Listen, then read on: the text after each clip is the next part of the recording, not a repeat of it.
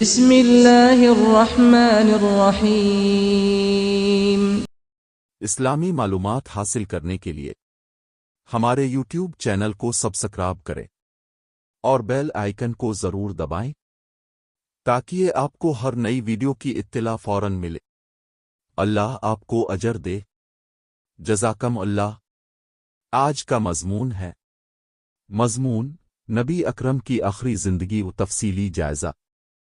باب اول، تمہید، بعثت کا مشن اور آخری لمحات تک جدوجہد، مکہ سے مدینہ کی ہجرت اور مدینہ کی ریاست۔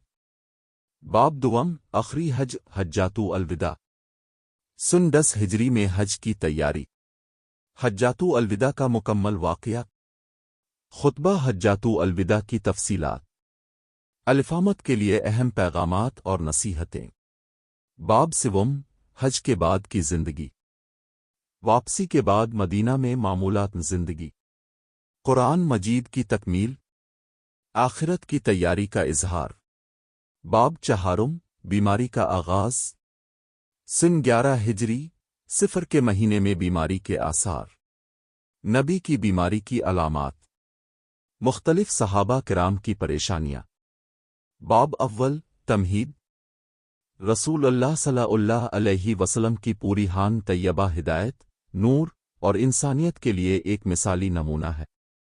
آپ کی زندگی کا ہر لمحہ اللہ کی رضا، انسانوں کی اصلاح اور دین اسلام کی سربلندی میں گزرا۔ آپ کی آخری زندگی میں ہمیں وہ درد، وہ شفقت اور وہ امت کی محبت نظر آتی ہے جو کسی نبی میں اپنی امت کے لیے شاید ہی اس درجے میں ہو۔ باب دوم، حجۃ الوداع، آخری حج، حج کی تیاری۔ سن 10 ہجری میں اپنے اعلان کیا کہ وہ حج کے لیے جانے والے ہیں۔ مدینہ بھر میں خوشی کی لہر دوڑ گئی۔ تقریباً 1,24,000 صحابہ کرام نے شرکت کی۔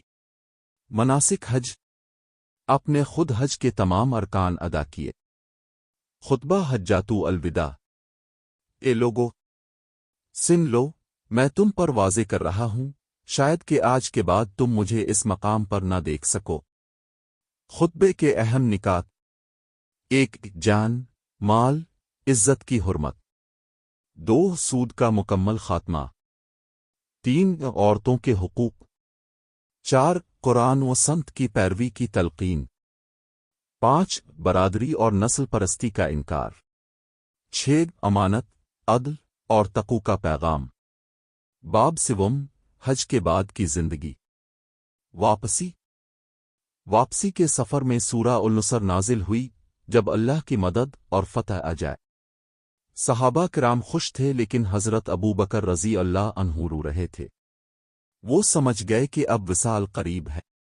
مدینہ میں معمولات: آپ روزانہ مسجد نبوی تشریف لے جاتے، نمازیں پڑھاتے، اصحاب سے ملاقات کرتے، وفود سے گفتگو فرماتے اور تعلیمات دیتے۔ آخرت کی تیاری: اپنے جنت البقیع میں قبروں کی زیارت کی، دعائیں کیں اور فرمایا مجھے اپنے رب سے ملاقات کی اجازت دی گئی ہے۔ باب چہارم، بیماری کا آغاز، بیماری کے آثار۔ 11 ہجری کے صفر کے مہینے میں آپ کو شدید سر درد کی شکایت ہوئی اور بخار چڑھ گیا۔ مسنون ادویات، دم کروانا، پانی سے ٹھنڈا کرنا، شہد دینا، اللہ سے شفا کی دعا۔ وفات کی پیش گوئی: اپنے فرمایا ایک بندے کو اختیار دیا گیا کہ وہ دنیا کو اختیار کرے یا اپنے رب کو، تو اس نے اپنے رب کو چن لیا۔ صحابہ حیرت میں تھے مگر حضرت ابو بکر رو پڑے۔ باب پنجم، نبی کی بیماری کے دن۔ ایک نماز کی امامت حضرت ابو بکر رضی اللہ عنہ کے سپرد ہوئی۔ 2، عائشہ صدیقہ رضی اللہ عنہا کے حجرے میں قیام۔ 3، صحابہ کرام کی تیمارداری۔ 4، حضرت فاطمہ رضی اللہ عنہا سے ملاقات۔ 5، آخری دنوں میں امت کے بارے میں بار بار فکر۔ باب ششم، وفات کا دن، پیر، 12 ربیع الاول، سن 11 ہجری۔ آپ کی عمر 63 سال۔ صبح کے وقت اپنے مسجد میں جھانکا، صحابہ نماز میں مصروف تھے۔